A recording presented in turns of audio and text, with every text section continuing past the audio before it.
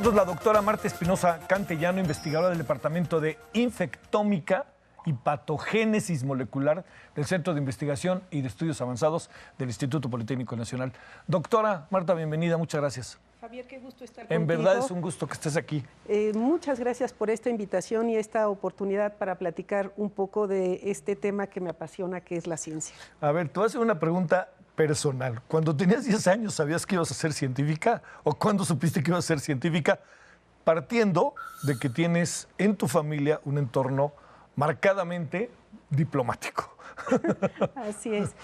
Cuando tenía 10 años no sabía que iba a ser científica, pero sí sabía que me encantaba saber cómo funcionaba el cuerpo. Cuando estaba en la secundaria... ¿En qué secundaria estuviste, Marta? Yo estudié en el Colegio Alemán. El Colegio Alemán. Y estando en la secundaria decidí que yo quería estudiar medicina porque yo quería aprender cómo funciona nuestro cuerpo. Quería saber cómo pensamos, quería saber cómo es que escuchamos, quería saber cómo vemos, en fin, una serie de preguntas que para mí era clarísimo, solo me podría responder si estudiaba medicina.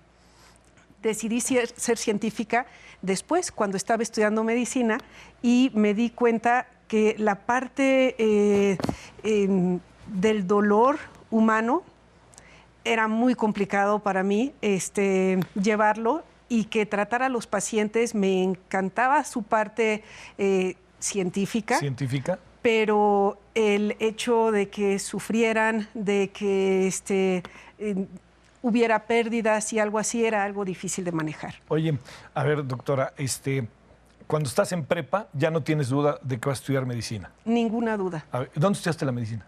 En la Facultad de Medicina de la Universidad Nacional Autónoma de México. A ver, déjame preguntarte algo. ¿Qué es eso de estudiar en la UNAM y ahora estar en el Poli? Fantástico. Yo soy Puma de corazón y tengo aparte mi camiseta del Cinvestav. A la UNAM la quiero muchísimo, me formó. Tuve extraordinarios maestros, compañeros extraordinarios, y me dio la oportunidad de aprender en los mejores centros hospitalarios que tiene México. Y esa es una maravilla. ¿Hiciste tu examen de admisión? Hice mi examen de admisión. ¿Y cómo te fue? ¿No te pusiste nerviosa en el Azteca? En el Estadio Azteca.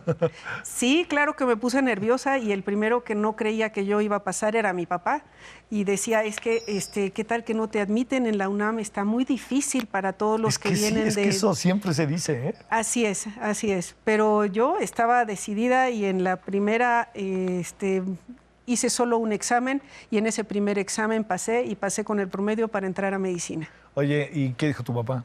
Felicidad, ¿no? Sí, no, bueno, pues sí. ¿Tu papá qué se dedica? Sí. Mi papá era abogado, sí, y él trabajó siempre en el servicio público, en las instituciones que fomentaban Aban Rural, el sí, campo, la promoción del campo y de los trabajos en el campo. Oye, servidor público. Servidor público, así es, toda su vida. ¿No te dio a ti en ese entorno, incluso por tus hermanas, pensar en un momento dado en que tú también podrías dirigirte hacia la diplomacia, que al fin y al cabo es una actividad apasionante? Ah, por supuesto, y además la pude equilibrar hace no tanto tiempo, te lo platico en un ratito más. Sí, pero dedicarme al servicio público como tal es que la medicina, el cuerpo humano, las patologías y todo, es difícil de conjuntarlo con el servicio público. Sí. Entonces, no, realmente siempre estuve muy contenta de mi carrera y muy contenta de dirigir todos mis esfuerzos a saber más de nuestro cuerpo y de los males que nos aquejan. A ver, doctora, entras a la UNAM, te das cuenta qué tipo de medicina ya no quieres, ¿no? Sí, sí. Pero ¿cómo te das cuenta qué tipo de medicina sí quieres? ¿Qué es lo que va pasando? ¿Cómo se va haciendo ese proceso de transformación? ¿Cómo te vas convirtiendo en una científica estrictamente? Pues yo creo que nada es... no hay casualidades, sí, pero en este caso parecería que es una casualidad. Me casé con un diplomático mexicano. Pero que andaba viajando también, ¿no? Exacto, y entonces viajando estaba en Nueva York, y ahí empecé mi carrera científica en la Universidad de Nueva York.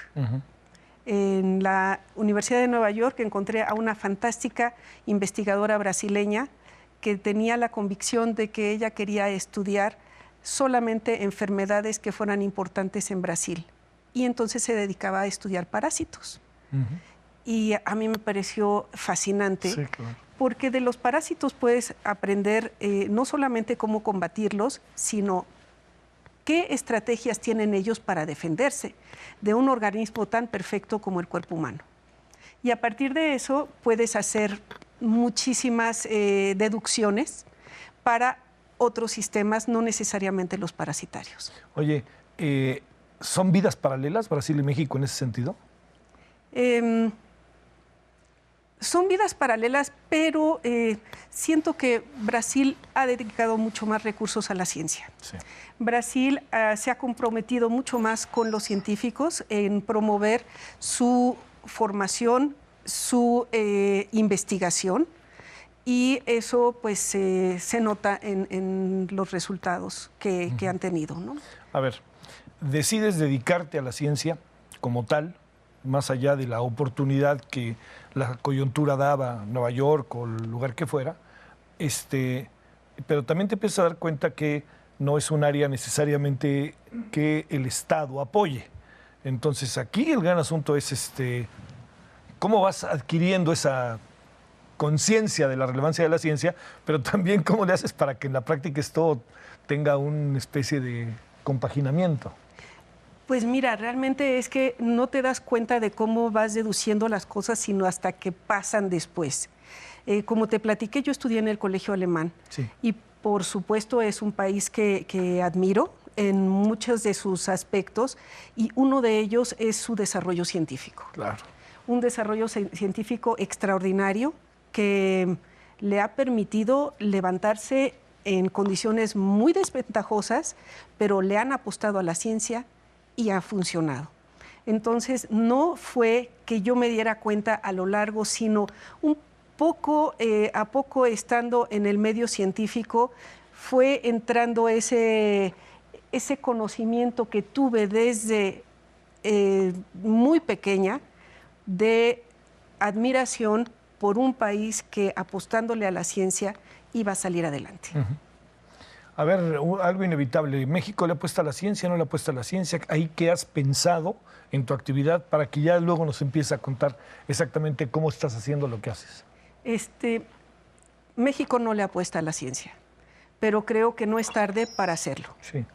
No le ha apostado porque ha pensado siempre que es una actividad que puede posponer, que siempre hay alguna otra prioridad que atender, y a la ciencia la ha dejado a un lado, aunque debo decir que desafortunadamente algunos tomadores de decisiones y políticos, claro, se ve muy bien hablar de la ciencia, aunque no se le apoye. Creo que no estamos tarde. Creo que todavía podemos hacer mucho, y buena parte de los esfuerzos que hago en este momento es tratar de convencer de la importancia que tiene la ciencia, ahora con muchos más ejemplos. Tenemos el ejemplo de Japón, ya más viejo, pero muy cercano, el de Corea, el de China, Vietnam. El de Vietnam, que por apostarle a la ciencia pudo desarrollarse. Y yo veo ese camino como muy claro que México puede seguir. A ver, cuando uno es, digamos, en el caso de las mujeres, es más marcado que el de los hombres. Las mujeres son las que tienen los hijos, aunque nosotros seamos la otra parte, ¿no? ¿Cómo hacerle para este proceso de dedicarse de manera tan profunda a una actividad que requiere una enorme concentración, estar, ver cotidianamente, y luego resulta que pues, tiene uno hijos? O sea, ¿cómo dar ese exacto equilibrio a las cosas? Y luego si tienes un marido diplomático en donde tienes que estar saliendo al extranjero y cambiar de un lugar a otro lugar, esa parte ¿cómo se va? ¿Cómo la has podido resolver? Siempre pensamos en los diplomáticos, pero nunca pensamos en las parejas de los diplomáticos, así es, ¿no? Así es. Nunca se piensa en las parejas, que no es por nada, somos grandes acompañantes y grandes trabajadores junto con la pareja en la parte diplomática. Pero mira, lo que me ha permitido continuar mi carrera es una disciplina y un convencimiento absoluto. Sí, claro. Esto también me ha dado la oportunidad de estar en los grandes centros de investigación en el mundo por donde mi esposo ha estado trasladado, ha estado trabajando. Y así pude trabajar, por ejemplo, tener una experiencia extraordinaria en la Universidad Rockefeller en Nueva York, en donde para mí todavía sigue siendo el centro de investigación por excelencia, en donde las condiciones se le otorgan a los científicos para que hagan sus investigaciones. Con todo y todos los centros que libertad. Conoces, con todo y el de Tokio y el de Maryland y el de todos esos. Así es. Me permitió también efectivamente estar en los Institutos Nacionales de Salud, en el NIH, en Washington, y me permitió estar en la Universidad de Tokio, en un centro extraordinario, increíble, que es el Centro del Genoma Humano en la Universidad de Tokio, y además hacer relaciones personales importantes que aún ahora están redituando en mi quehacer científico, ¿no? A ver, la doctora Marta, cuando llega a estas instituciones, la licenciatura, acabaste medicina y te fuiste a hacer la maestría. Hice el doctorado. Maestría, sí, doctorado, exacto. Y ese lo hice en el CIMBESTAB. ¿Y cuál fue el tema del doctorado? En el doctorado estudié, durante mi estancia en Washington, en el NIH, estábamos estudiando amibas. Continué con la tradición de mi mentora inicial, la brasileña Nadia Nogueira. Estábamos estudiando amibas y encontramos unas amibas que eran idénticas, pero una hacía daño y la otra no hacía daño. Y en esa época, bueno, para hacerte un cuento corto, se descubrió que eran dos especies distintas. Y fui la primera en traer la amiba que no hace daño a México en condiciones de cultivo libres de bacterias, lo cual nos permitió hacer una serie de análisis que nunca antes se habían podido hacer. Y mi tesis de doctorado fue sobre esto. Y gracias a ese tema, que además era apasionante y era el primero muy pionero, etcétera, también me permitió ganar el premio Fliser Puis, que otorga el Programa Universitario de Investigación en Salud. A ver, el nivel, doctora, en que llegas tú a estas instituciones, ¿no? Vienes del CIMBESTAB, que por lo menos yo me he dado cuenta que es un hallazgo no mexicano, sino internacional, pero llegas tú sales del CIMBESTAB y llegas a instituciones que son muy rudas, muy bravas, muy uno imagina de altísimo nivel. Sí. ¿Te sentiste más? ¿Tu proceso de formación en CIMBESTAB y en México fue bueno? ¿Estabas a la par de ellos? ¿Qué pasó en todos esos momentos? Mi proceso fue excelente. ¿En México? En México. Fue excelente. Los maestros que tuve, trabajé con el doctor Adolfo Martínez Palomo, los maestros que tuve realmente me estimularon para tener un gran nivel. Si bien no tenía el conocimiento, sí sabía dónde buscarlo. Y ese es un conocimiento que aprendí en primer lugar en el Colegio Alemán. Sí. No es necesario que te sepas de memoria las cosas, pero tienes que saber dónde buscar la información correcta. Y ahorita pues es un problema grande en la parte de Internet, que no tiene tantos candados para saber cuál es verdad o no. Pero yo lo sabía y eso fue consolidado en mi doctorado en el CIMBESTAB. Entonces llegué a las instituciones, llegué a la Universidad de Tokio. Mi dificultad allá era los horarios que tenían los japoneses para trabajar. ¿Por qué? Porque ellos trabajan de 9 a 9. Y yo tenía familia, tenía niños, etcétera. También una vida social que atender, ¿no? También responsabilidades que atender, pero en conocimiento estábamos bien. Sí.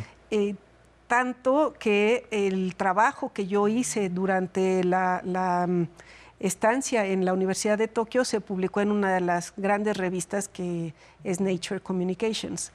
Entonces, bueno, y contribuí y trabajé, hice, y ahora el profesor con el que yo estuve en su laboratorio, el doctor Nakamura, en este momento es el director de la Fundación Japonesa para la Investigación en Cáncer. Una persona extraordinaria que logré ya traer a México 2 veces y espero que este año vuelva nuevamente a hablar sobre medicina de precisión, que es su tema especial. Trabaja sobre cáncer y medicina de precisión. Sí. Y yo creo que aquí en México nos beneficiamos muchísimo de alguien que tenga su experiencia, su conocimiento. Sobre todo quizás en los 2 temas, ¿no? Pero lo de medicina de precisión es un asunto.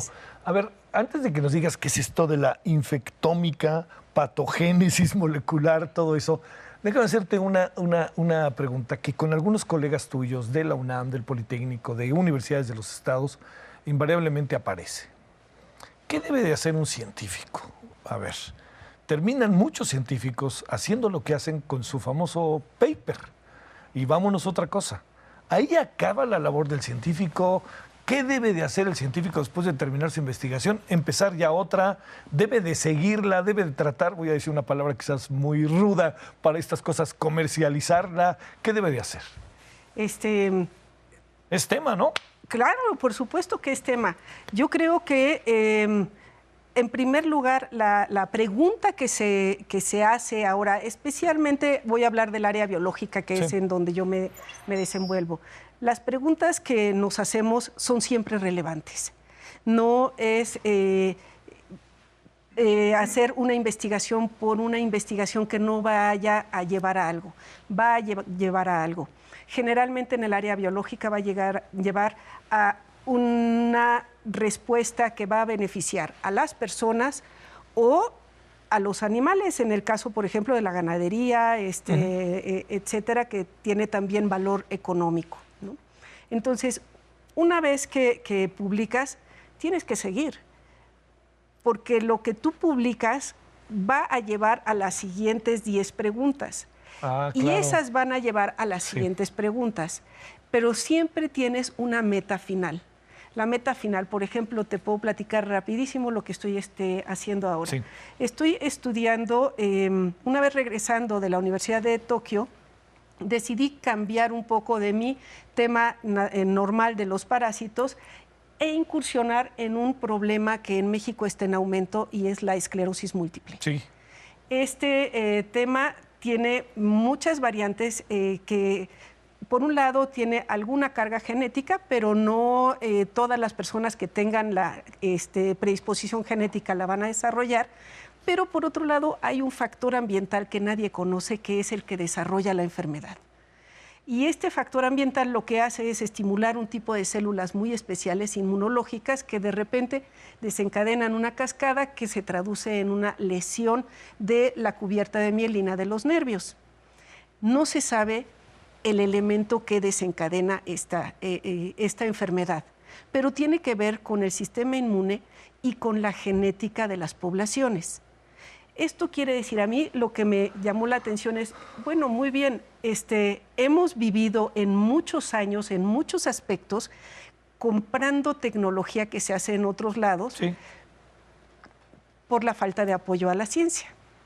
Pero en este caso, no es la misma respuesta la que se obtiene cuando se estudian poblaciones caucásicas, cuando se estudian poblaciones asiáticas, que cuando se estudia la población mexicana, porque nuestra genética es diferente. Entonces, por eso es que decidí estudiar específicamente a esta enfermedad aquí en México y concentrarme en nuestra población mexicana. ¿Encuentras un patrón dentro del padecimiento de esta enfermedad en México, zonas del país, hombres, mujeres, cosas de este tipo que hayas podido encontrar en tus investigaciones? No hay un patrón que se desvíe de lo que se ha reportado en otras poblaciones. Sí. Esto sí es más frecuente en mujeres. En mujeres, sí. Sí, es más, se diagnostica más en mujeres jóvenes no es una enfermedad de la tercera edad, sino antes, desafortunadamente, cuando están las señoras haciendo su familia, empezando a desarrollar su profesión, empezando a desarrollarse en la edad madura, lo 30, cual 40 es años. Todavía más, así es, todavía más triste. ¿En niños has encontrado? Hay casos en niños. Ahora, sí, tenemos ahorita un paciente que estamos estudiando. ¿Ciudad o zona del campo, doctora? Más ciudad, pero no sabemos si se debe a que en las áreas rurales no se está diagnosticando. Sí, pero yo tengo la impresión de que es real, que es más en la ciudad, porque en la ciudad estamos mucho más expuestos a muchísimos factores ambientales desconocidos, tóxicos, que no sabemos qué efecto eventualmente tenga. Y sé que es una mala pregunta, pero ¿qué tan cerca estás? Pues mira... Entiendo cómo es el conocimiento, Así que quede claro. No estoy pensando que mañana vas a saberlo, sí. Pero ¿qué tan cerca empiezas a encontrar, como acotar, diría yo, variables? Yo creo que, bueno, qué tan cerca en tiempo no te lo puedo decir, claro. Pero te lo diría en objetivos, me estoy acercando bien. Tengo varios problemas. El primero es obviamente el financiamiento. Sin eso no puedo aumentar el tamaño de mi población estudiada. Sí, claro. Y entonces, al no tener muchos más, los pacientes los hay. El problema es tener los recursos para estudiar a cada paciente, cuesta mucho, ¿no? Lo que yo quiero es encontrar el antígeno que desencadena la enfermedad. Y ese antígeno tiene que ver seguramente con algo personal, y ahí vamos a la medicina personalizada. Entonces, es muy probable que no sea el mismo antígeno el que le desencadena el padecimiento a una persona y a otra. Y eventualmente lo que quiero es encontrar para cada quien qué desencadena su enfermedad y cómo puedo bloquearla. Sabiendo el antígeno, la parte de bloquearla es un paso mucho más caminado en otras enfermedades. ¿Eso que haces es la infectómica o la patogénesis molecular? Es la patogénesis molecular. ¿La infectómica qué es? Es el estudio de los padecimientos infecciosos. Que es un poco lo que fue tu tesis de doctorado. Así es. Es esa, y que además sigo estudiando algunos parásitos, la amiba, sigo estudiando Giardia, ahora en un proyecto nuevo con una estudiante de doctorado que está haciendo una estancia en el Instituto Max Planck en Berlín. ¿Mexicana? Mexicana, sí. Qué bueno. Y por otro lado, la mayor parte de mi investigación sí la estoy dedicando a la esclerosis múltiple. Ahí tengo 2 estudiantes que ya se fueron a Japón a trabajar este problema que estamos tratando de resolver con los colaboradores japoneses con quienes yo establecí contacto cuando estuve trabajando allá. Oye, doctora, es que la esclerosis ataca el cuerpo, pero no tengo la impresión de que ataca el cerebro. Al revés. ¿Al revés? Solamente ataca el cerebro y la médula espinal. No sale de la médula espinal, ya no sale. Es nada más en la parte central, el sistema nervioso central. Ahora, es otra de las interrogantes. Todos los nervios que tenemos están cubiertos de mielina. Sí. Sin embargo, el ataque se dirige específicamente al cerebro y a la médula espinal. Y dependiendo del sitio en donde esté habiendo el ataque, es la manifestación clínica de los pacientes. Ahora, es una enfermedad autoinmune un poquito, autoinmune, pero al mismo tiempo llega un momento en que el cuerpo se da cuenta que algo está mal y detiene el ataque inmunológico y trata de reparar el daño. ¡Ah, caray! El problema es que después de ataques repetidos hay una secuela que eventualmente produce una lesión permanente en el nervio, y ahí es cuando los pacientes tienen una discapacidad que ya es irreversible. Sí. ¿Por qué la impresión que tengo es que el cerebro, puedes platicar con ellos, escuchan, funciona, etcétera? Por eso te decía yo que mi impresión era que era el cuerpo que afectaba al cerebro, no el cerebro que afecta al cuerpo. No, ellos efectivamente, es solamente el sitio que esté siendo atacado, sí, claro, una parte, el que vaya a sufrir vaya a dar la manifestación. Si el nervio óptico está atacado, va a haber un problema de vista. Si uno de los nervios de la médula espinal es atacado, probablemente hay una disfunción motora. Y muchos pacientes refieren, por ejemplo, y tardan tiempo en hacer el diagnóstico por eso, que estoy muy distraída, doctor. Sí. Fíjese que me estoy cayendo todo el tiempo. Sí. Se está cayendo porque en la medida que se lesiona esa cubierta de mielina, el impulso nervioso viaja más lento. Entonces no responde la pierna, no responde el brazo, torpes, movimientos torpes. Movimientos torpes. Sí. No de todo el cuerpo, del sitio específico que esté siendo lesionado. Oye, doctora, en México hay mucha gente con esclerosis. ¿Que tú supieras? Sí. En México ha aumentado mucho la incidencia de esclerosis múltiple, y esto lo sabemos porque uno de nuestros colaboradores obviamente es el Instituto Nacional de Neurología, claro. En donde tienen una clínica de esclerosis múltiple, y ahí en este grupo tan experto, tan importante, ahí empezaron a hacer la observación de que estaban teniendo más y más pacientes desde los años 90, alrededor de un poquito más adelante, y se preguntaron si era solo porque había un mejor diagnóstico o porque efectivamente había una mayor incidencia, y concluyeron que hay muchos más casos. Oye, doctora, llegas a tu laboratorio a las 9 de la mañana, dices, a las 8, perdón, sí. Y te encierras materialmente a ver todo esto, ¿no? Y me encierro, sí. A veces tengo que poner la alarma de mi teléfono porque se me puede pasar, me pueden dar las 6, las 7, las 8 y no importa. Yo estoy leyendo, preparando propuestas para pedir dinero, etcétera. Oye, ¿no? Y volvemos al origen, ¿no? Yo quería conocer el cuerpo humano. Yo quería conocerlo. Y yo quería saber cómo funciona y cómo deja de funcionar y cómo tiene fallas, como este caso de la esclerosis múltiple. Doctora, muchas gracias. Ha sido un gusto conversar contigo. Además, el gusto es mío. Sé que te ha costado trabajo. O sea, porque es integral el asunto, ¿no? Es madre de familia, y luego si te andan mandando a Nueva York a vivir, pues vámonos para allá. Vamos allá y vamos a convencer que en México se hacen científicos de calidad, de igual calidad, que pueden trabajar y competir con cualquier científico en el mundo. ¿Nos podemos sacar una fotografía, doctora, despedida? Pues, para nuestro honorable archivo. Por supuesto, aquí pero encantada. En esta cámara, sí, para que estemos. Y en verdad, muchas gracias. Yo te agradezco muchísimo, doctora, y te felicito muchísimo. No sabes qué orgullo y honor poder conversar contigo. Pásela bien, hasta la próxima. Adiós. Gracias.